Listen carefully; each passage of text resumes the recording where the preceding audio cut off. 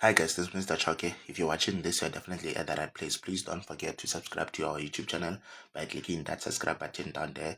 And I promise you that will make your academic problems of accounting a thing of the past. With that out of the way, let's get into the lesson. Now, in this morning's lesson, we're going to be doing the cash flow part of the SBA that you wrote, I think, 3 weeks back.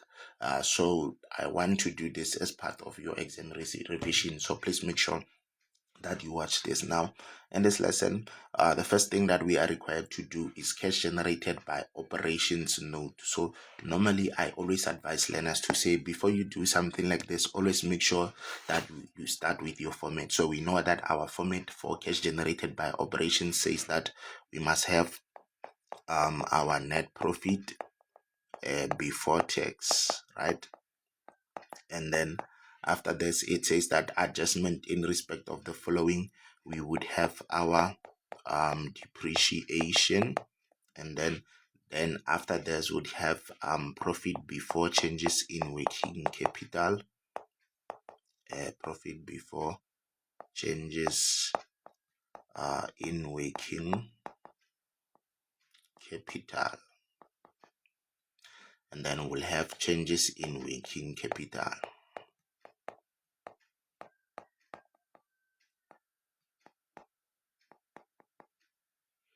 Then after this, we'll need to tell whether there was an increase or decrease in payables. So I'll just use a sign plus or minus. So I'll say here we'll have receivables, and then here we'll have payables, so that I can show the workings in brackets. So we're going to go and get the basic information that we need for this.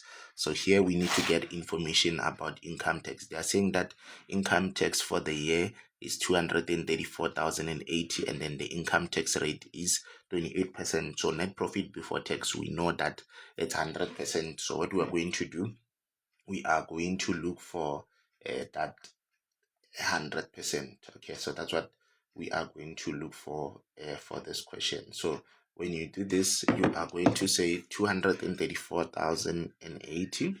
So for net profit before tax here, you are going to say 234,080 multiplied by 100 divided by 28, because remember, you want net profit before tax. So 234,080 multiply by 100 divide by 28, it is giving us 836,000. So that's the first part you are expected to get. So it's 836,000, and then from there we go and look for our depreciation. Our depreciation here is 95,600, so we'd have that 95,600 here. And then after this, we are going to add our depreciation and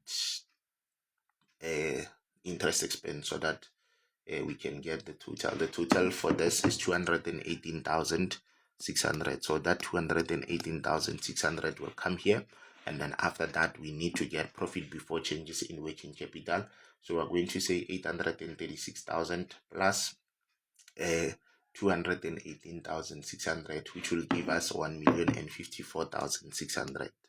Okay, and then from there we'll need to check for our receivables. We need to check whether they have increased or decreased. So let's check from the information. In terms of our receivables, we have 2023. You need to check if there's a special note for this, but if you look at this, they just gave you an extract from the balance sheet and nothing else. So it means your information, you'll get it from here.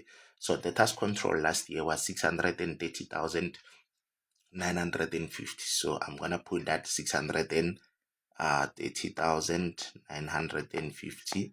Then remember, you need to minus the present one, which is 517,800. So that 517,800 will come here. So when you check, we moved from 630,950 to 518,800. So there was a decrease in the tax control. So it means that money came in the business. So let's check, because our debtor is paid. So we are going to say 630,950 minus 517,800.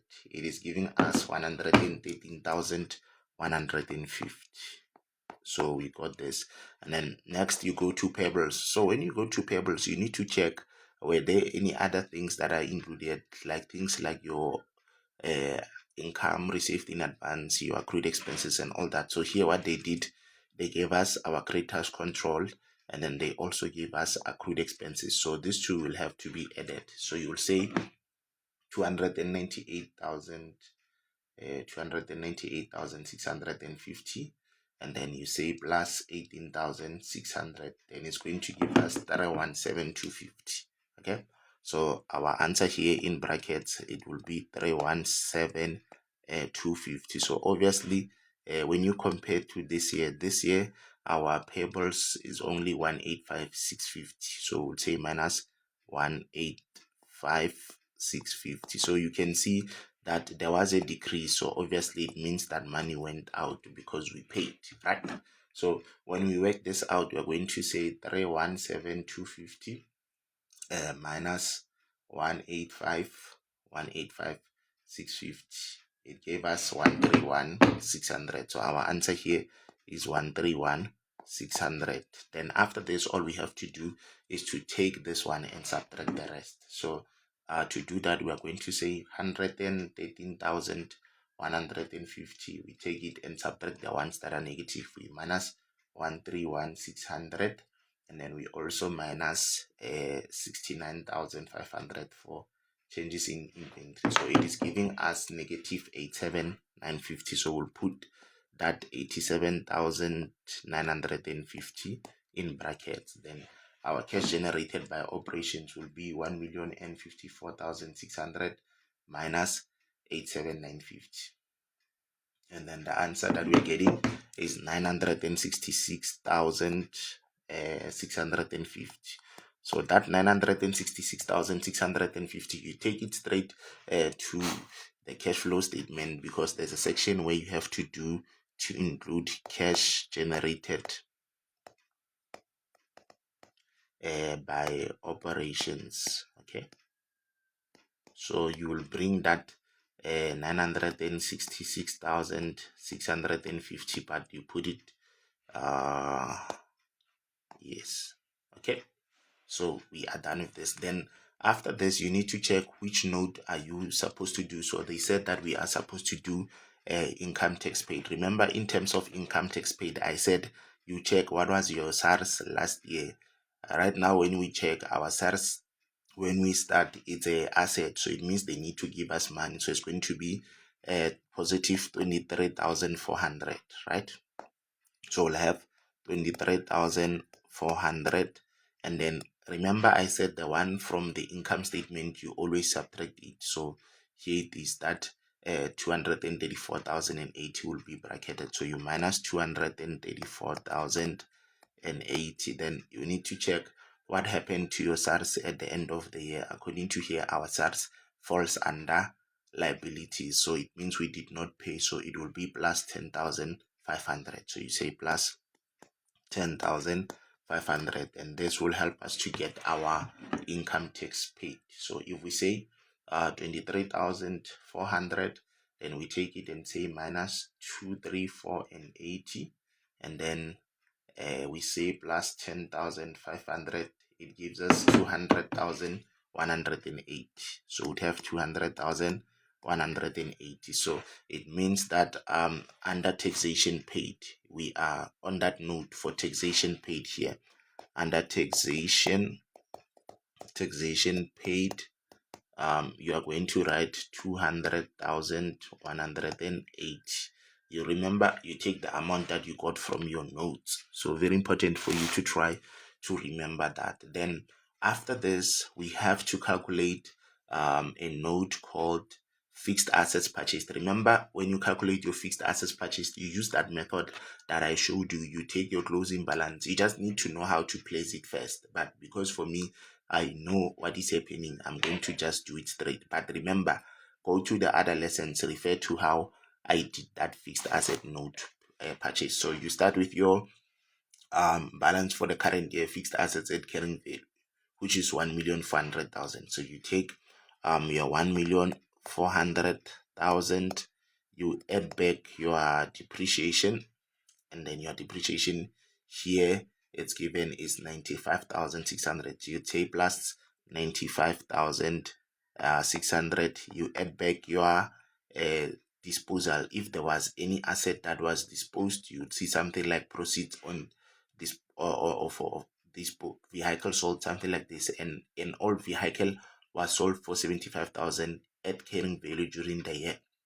So you edit here plus 75,000, and then you minus your opening balance. Our opening balance in this case it is 1,350,000. So it means you're going to minus 1,350,000. Okay, so let's see how much we are going to get for this. So we'll say 1,400,000 plus 95,600, then plus 75,000, then we subtract 1,350,000.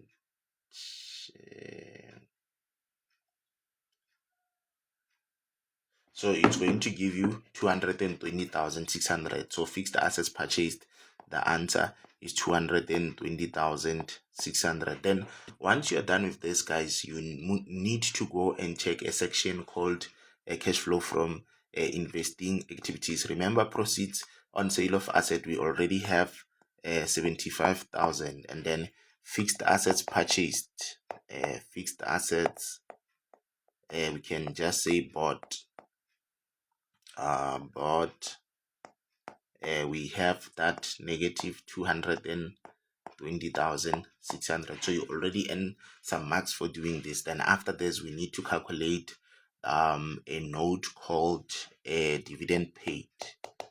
Dividend paid. Now remember, guys, as I told you, when you calculate dividend paid, you just take last year's shareholders for dividends, which is 164,000 in this case. So you're going to say 164,000, and then you plus it with this year's interim. They will give you, or they will tell you how to get it. Okay, so when you look at this, they said on 31 December 2023, interim dividends of 102 and 20 were declared and paid. So this is our interim. So that 102,020, I will add it to this. Okay, then it's going to give me dividends paid, or you can use the note that your teacher showed you. It's up to you. So 164,000 plus 102 and 20, it will give you 266,020. So you'd have dividends paid as 266,020. Then after this, what we need to do is to move to cash flow of the investing activities. Now remember, in terms of investing activities, this is what can happen. You can invest in fixed assets or in financial assets. So we need to check if there's anything happening about a fixed deposit. So here they said a fixed deposit was increased by 145% on 20 June 2024. So if you look at this, it means that our fixed deposit was more. So we need to show that there was an increase in fixed deposit. Okay, so we'll say increase in fixed deposit, and then so we need to check what was our balance before. Okay, so if you look at this on our fixed deposit financial assets, when we started it was not this, but we know that what we have here is equivalent to 145% because they increased. So it means if you say 449,500, you multiply it by 100 divided by 145, it's going to tell you what was the balance before. So the amount at the beginning, according to this, it was 310,000. So when you look for the increase in fixed deposit, you are going to say 449,500 minus 310,000. And because we have increased our fixed deposit, it means we took money out of the business. So you have to check for the difference. So 449,500, you subtract 310,000, it gives you 139,500. Remember, this fixed deposit has not matured, it was increased. So you can't write fixed deposit matured. So you'd say 75,000 you minus this negative ones, which is 139,500, 139,500, and you also subtract 220,600. Is going to give you negative 285,100. So we have negative 285,100 here, and then you are done with this. So next we are going to go to proceeds in terms of cash flow of financial as financing activities. Remember, in terms of financing activities, we want proceeds from issue of shares, from issuing of shares. Then we want shares repurchased also, shares repurchased. And then also you are going to look for the loan repayment. Okay, so all these things you must work them out.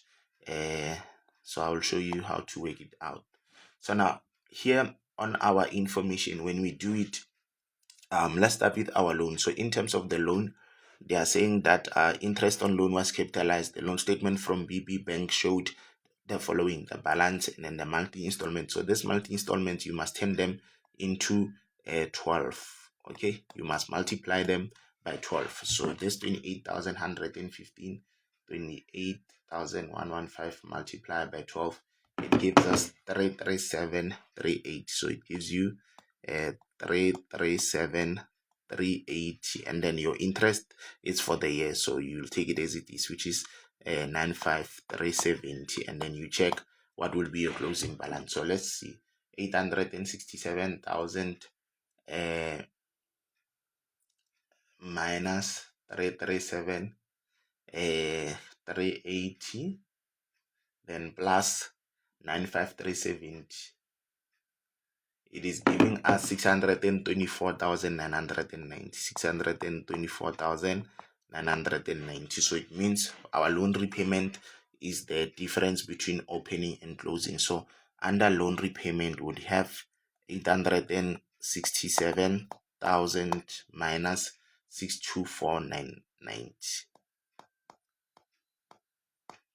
So it will give us our loan repayment. Okay, so 867,000, you subtract 624,990, it gives you 242 and 10. So you'd have 242,010. Then you are good to go. So let's check what else are we supposed to calculate here. The other thing that we are given according to this, we have, let me see. So the other thing that we are told is that the company has an authorized share capital of 800,000 shares, right? And then they are saying 50% of these shares were in issue on 30 June. Okay. So in terms of this, I would prefer to use a T account for my ordinary share capital. Okay. And I'll start by placing what I have first. So now what I need to also draw is my timeline. So remember, our year started in July, so it will be July.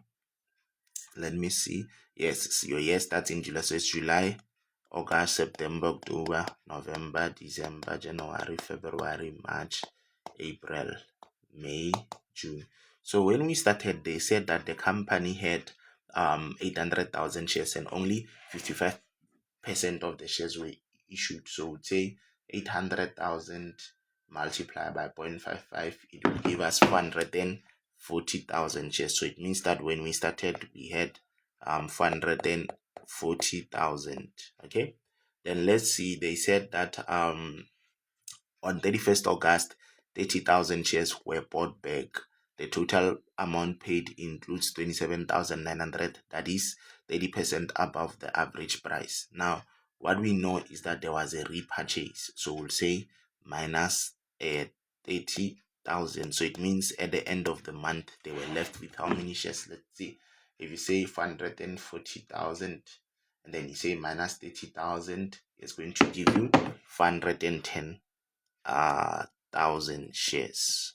Okay, so now we need to work out this part. Remember, on your cash flow, when you show that there was a repurchase of shares, you need to show how the total amount that was paid, including the one that comes from the retained income. So they told us, in this case, they told us that this 27,900, which is the difference, it is above the average price by 30%. So it means, if we say, because our average price is always 100%, so it means we can say 27,900. 27,900, then we multiply it by 100, divide by 8, is going to give us 93,000. So this 93,000, it is this 93,000, it is the total money from the ordinary share capital. So under cash flow, when we pay, this is the money for the average price. Okay, so we'll need to also check how much it was per share. So when we pay, we are going to pay 27,900 plus 93,000. So under shares repurchased, we are going to say 27,900 plus that 93,000, because you are going to pay the total amount in the cash flow. So 93,000 plus 27,900, it gives us 120,900. So that 120,900 will be in brackets. Okay, then after this, we almost got what we need. So after this, we got the ordinary share capital amount. So if we say 93,000 and we take it and divide by 30,000, it's going to tell us that our average share price was R10. So now we need to draw our thing. So remember, your balance is not known at the moment, right? But you know that what you paid for your bank in the ordinary share capital, you paid 93,000, and then because you don't have that opening balance, it means you can use your average share price to get the balance at the beginning, because the second condition in this case will apply. The repurchase took place first, so you know the average price. So it means if you take the number of shares that were available at the beginning and you multiply them by the R10, it will give you the opening balance. So if we say 440,000 multiplied by the R10 is going to give us 1,364,000. So this bank here, we have another bank here, which is a question mark. We don't know what is the amount, but we were given we were given the balance carried down. So our balance carried down, in this case, it is the closing balance. Our balance carried down was given to us here as 1,431,110. So it will be 1,431,110. So it means if I want to get the question mark here, I'll have to add this 2. It gives me the total, then I subtract this. So I'm going to do it like that on the workings. So remember, we are going to say 90.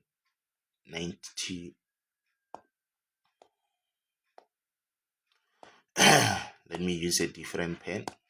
So remember, we are going to say that 93,000 plus how much is that amount? Plus 1,431,000.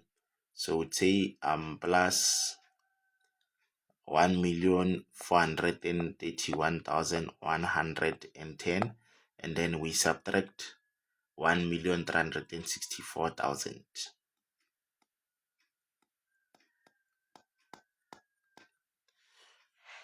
So it means we would have gotten it. So we'd say 93,000 and then plus 1,431,110, and then we say minus 1,364,000. Then it gives us 1,160,000 110. So proceeds on issue of shares is 160,110. So to get the answer for this, we're going to say 160,110 minus 120,900, and then also minus 242 and 10. So it gives us 202,800.